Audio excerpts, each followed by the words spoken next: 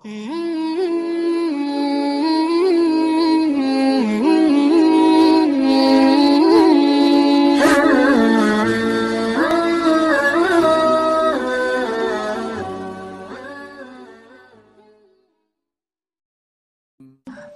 sesuatu yang beresiko, tetapi yang diridhoi Allah ya. Karena kalau beresiko nggak diridhoi Allah kan bahaya. Nggak ada akad berarti dengan Allah. Sesuatu yang beresiko tapi diridhoi Allah. Saya pernah ngebuktiin itu berkali-kali. Menikah.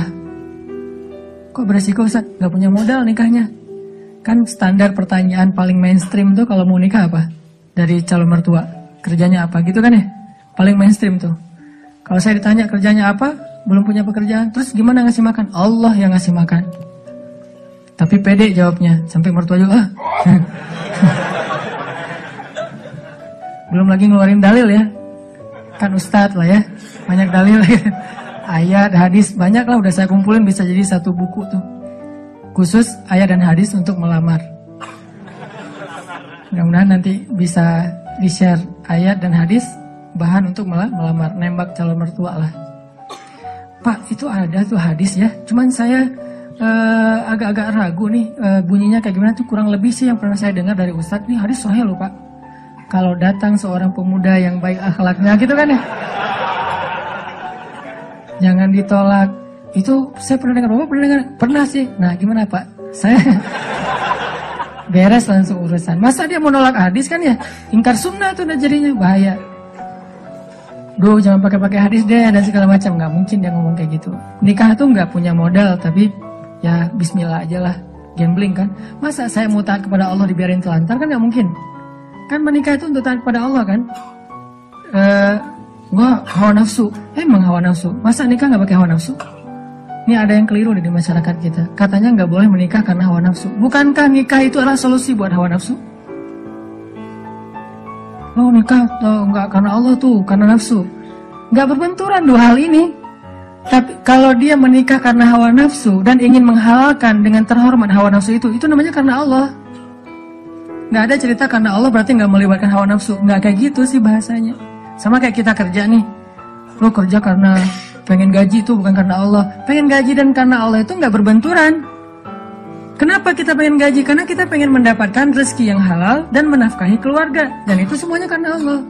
Jadi nggak dibilang, gue jangan mengharapkan gaji, harapkan pahala. Pahala itu salah satunya gaji. Karena pahala dalam bahasa Arab nggak ada pahala, yang ada al-jaza, al-ajru. Al-jaza itu artinya balasan, al-ajru itu artinya upah. Upah itu bisa dalam bentuk kesehatan, bisa dalam bentuk materi uang, bisa dalam bentuk kebaikan di akhirat, bisa dalam bentuk terhindar dari api neraka, dan seterusnya. Itu al-jaza, al-ajru. Termasuk mendapatkan hak kita dalam sebuah pekerjaan. Nggak masalah mengharapkan, saya kerja di Telkomsel, kenapa? Gajinya gede. Nggak apa-apa. Selama yang kita dapatkan itu halal. Tapi kalau yang kita kejar gaji gede dan syubhat, apalagi haram, itu bukan karena Allah. Termasuk menikah. Menyalurkan, kenapa kamu menikah? Karena saya pengen menyalurkan kebutuhan biologis saya secara halal. Wah, nggak karena Allah nih, nafsu nih. Emang nafsu, emang kenapa? Bukankah Allah mengatakan litaskunu ilaiha? Apa arti litaskunu ilaiha? Supaya tenang, supaya jadi nyaman, gejolak di dalam diri kalian dengan cara kepadanya. Itu bahasa. Dan di Al-Mu'minun juga dikatakan, walladzina hum li furujihim hafizun. Kalau nggak bisa hafizun, maka dia salurkan. Gimana cara nyalurinnya? 2. Illa ala azwajihim. Yang kedua nggak usah dibahas. Yang satu aja.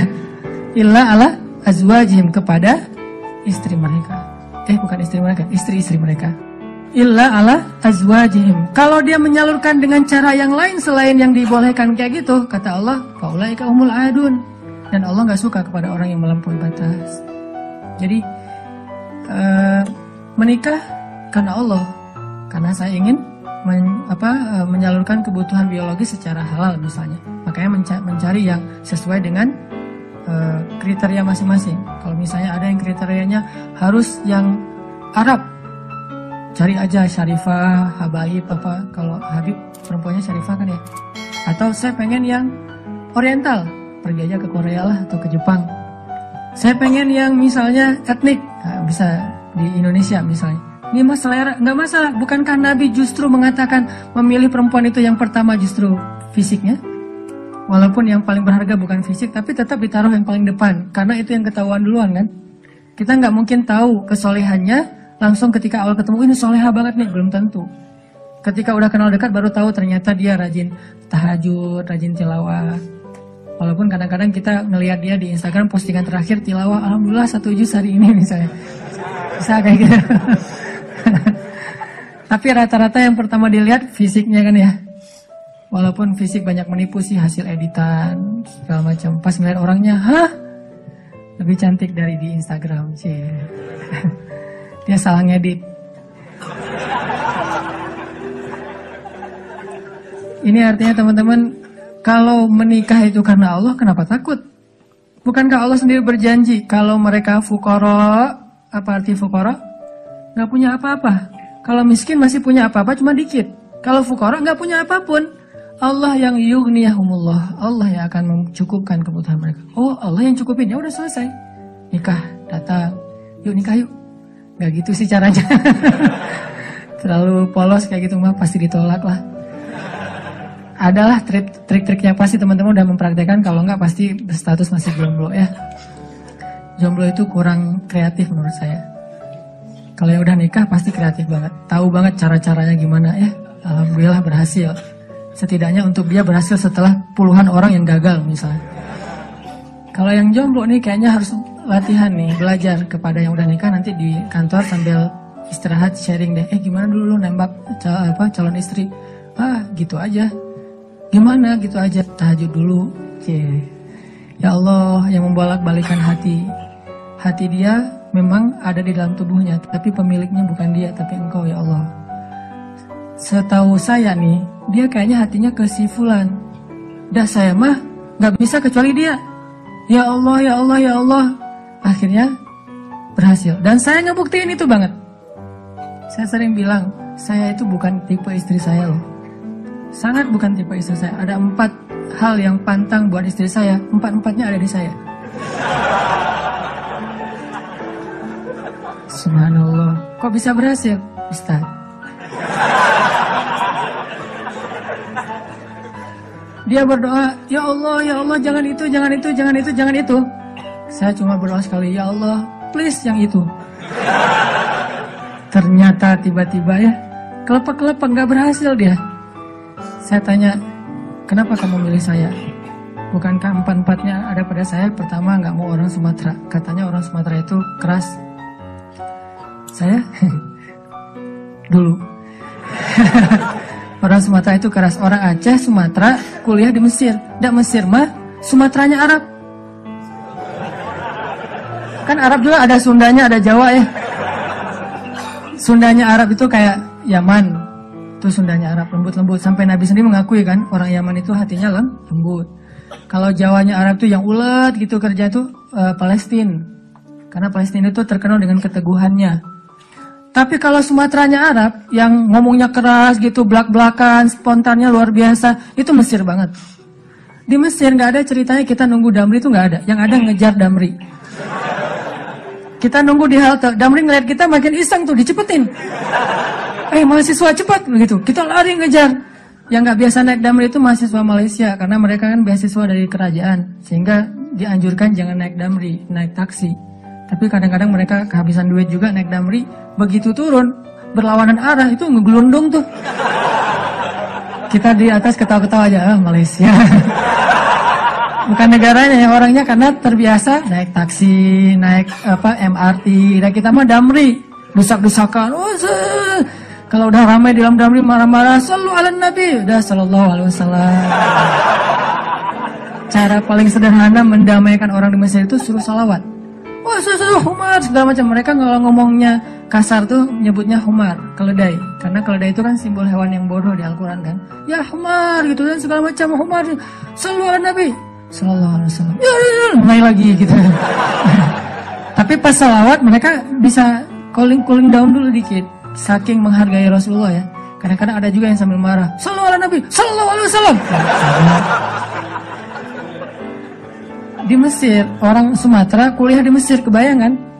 udah Sumatera itu mungkin agak keras, kuliah di Mesir. Jadi wataknya tuh terbentuk dengan dua negeri. Alhamdulillahnya ketemu orang Jawa yang mungkin beda banget dengan Sumatera. Nggak mau dia orang Sumatera. Saya Sumatera. Sumatera Aceh pula. Dan Aceh di tempat markasnya GAM. Aceh PD. Dan itu kan GAM dulu banyak di situ ya. Terus yang kedua, nggak mau yang kulitnya dof.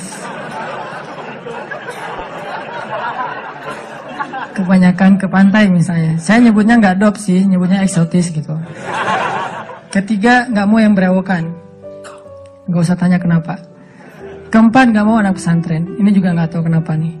Empat-empatnya ada di saya nih. Ya Allah, please jangan itu. Ya Allah, saya pengennya itu. Kuat-kuatan doa. Ternyata doa saya lebih diijabah. Tadi kan, Ustaz. Pas ketemu sama dia, kenapa kamu mau sama saya? Padahal empat-empatnya ada di saya. Karena kamu punya yang kelima. Apa? Hati kamu. Nggak gitu sih ngomongnya. Yang jujurnya bukan itu mah versi jaim ya. Kalau versi jujurnya, kenapa? Karena kamu pelet gitu ya. Peletnya pakai apa? Pakai Al-Quran. Begitu ketemu, Bismillahirrahmanirrahim. Ria-ria dikit lah. Tapi ria untuk kebaikan kan, biar dapat seseorang yang sesuai dengan isi hati. Ngeklik langsung, ya Allah, berhasil. Dan setelah itu, biarin Allah aja yang ngatur. Mau kerja apa, mau tinggal di mana. Ternyata alhamdulillah saya ngerasain justru rezeki itu Allah mudahin setelah menikah.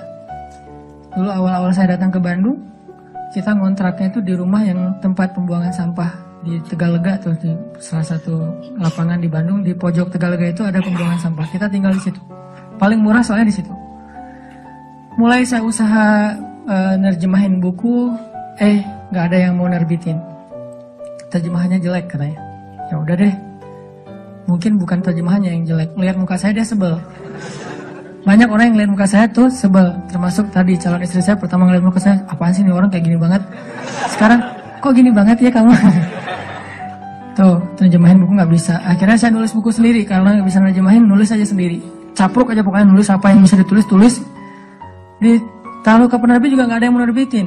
Ada satu-satunya penerbit yang mau nerbitin, katanya royaltinya sedikit banget dan bayarnya setahun sekali. Bayangin, royalti setahun sekali.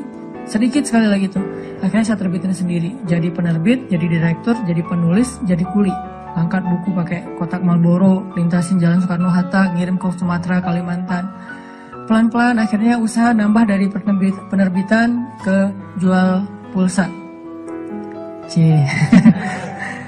Jadi saya dulu pernah jadi vendor gitu sih, bahasa kerennya, vendor Telkomsel gitu ya. Saya tuh jual pulsa, ada 60 cabang pulsa di Bandung sebelum ada di Alfamart dan Indomaret. 60 cabang pulsa. Terus nambah lagi ke jual beli mobil second. Beli, jual, dikira orang kaya banget, padahal gonta-ganti aja karena emang dijual. Tapi yang harga murah di bawah 100 juta, bukan yang mobil-mobil mahal. Terus coba-coba di properti. Ternyata Allah mudahin setelah menikah. Karena kenapa? Allah yang janjiin. Allah nggak mungkin ingkar janji. Gambling dikit lah di awal. Tapi di tengah dan di akhir kita akan melihat banget gimana Allah nunjukin kebenaran janji-janjinya.